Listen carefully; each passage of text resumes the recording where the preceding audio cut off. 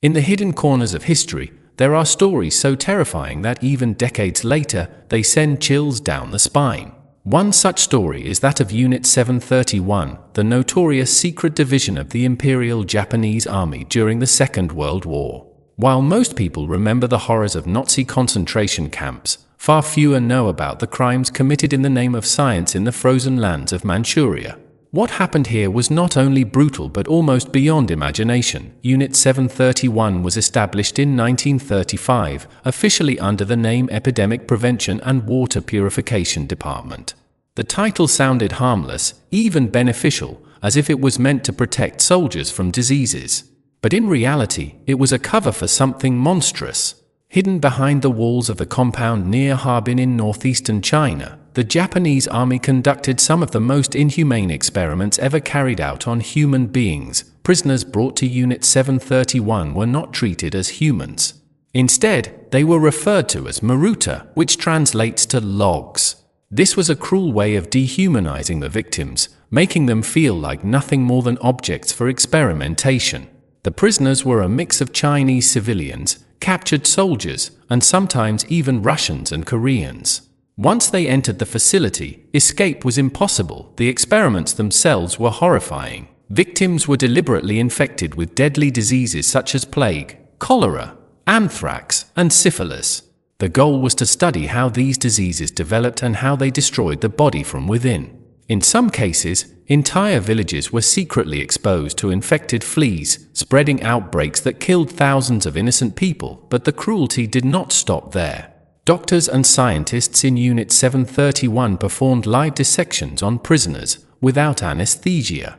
The victims were cut open while still alive so that the researchers could observe how organs like the lungs, liver, and stomach reacted to different conditions. Some were frozen to death in blocks of ice, while others were burned, starved, or subjected to pressure chambers until their bodies exploded. Women were forcibly impregnated so scientists could study how diseases spread from mother to child. Children were not spared either. No one was safe. The numbers remain uncertain, but historians estimate that more than 10,000 people perished inside Unit 731. If we include the biological attacks on villages and towns across China, the death toll could rise into the hundreds of thousands. These were crimes on a massive scale, crimes that left scars not only on individuals but on entire communities. One of the darkest aspects of this story is what happened after the war. When Japan surrendered in 1945, the world should have seen justice for the victims of Unit 731. But the opposite happened. The United States, in its eagerness to collect scientific knowledge during the early Cold War, struck a deal with the leaders of Unit 731. In exchange for their research data, the Japanese scientists were given immunity from prosecution.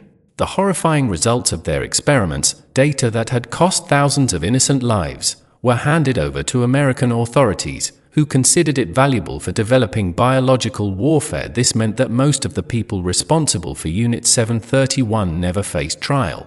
While German war criminals were punished at the Nuremberg trials, many Japanese war criminals quietly returned to society, some even rising to positions of power in medicine and politics.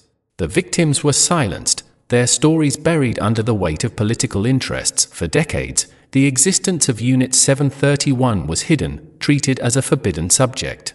It was only through survivors' testimonies, brave whistleblowers, and the gradual release of documents that the truth came to light.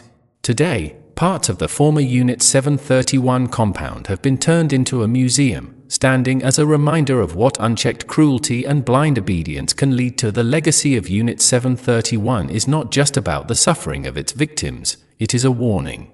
It reminds us that when humanity abandons morality in the name of science or war, the results can be catastrophic.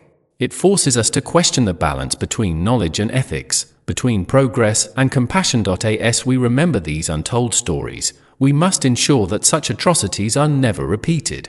The victims of Unit 731 may have been silenced, but their suffering must not be forgotten. This was the story of Unit 731, the secret history of Japan's World War II experiments. For more shocking, mysterious, and reality-based true stories from history, don't forget to subscribe to BioGraphy Plus, the channel where we reveal the truths the world tried to hide.